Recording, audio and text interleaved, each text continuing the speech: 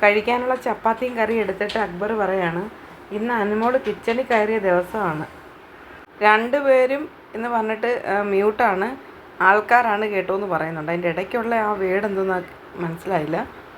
ആരാന്ന് ചോദിക്കുന്നുണ്ട് ആതിരയും നൂറയും. അന്നേരം പറയാം അനുമോനും അനുമോളും.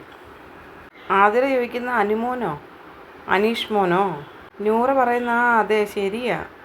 പുറത്ത് ഗാർഡനിൽ റൗണ്ട് അടിക്കുകയായിരുന്ന ഷാനാസിനെ ചൂണ്ടിയിട്ട് അക്ബർ ചോദിക്കുകയാണ്, അതെ ഇതാണോ നിങ്ങളുടെ ആങ്ങള?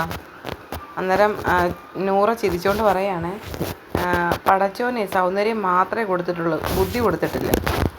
അക്ബർ കുറേ സമയമായിട്ട് ഗ്രാൻഡ് ഫിനാലയുടെ ഡേറ്റ് തിരക്കിയാണ് അതിലൂടെ. നമ്മൾ എത്രാം തീയതി ഇവിടെ വന്നത്? നമ്മൾ അന്ന് വന്നപ്പം തിങ്കളാഴ്ചയല്ലായിരുന്നു നമ്മൾ എൻട്രി ആയത്.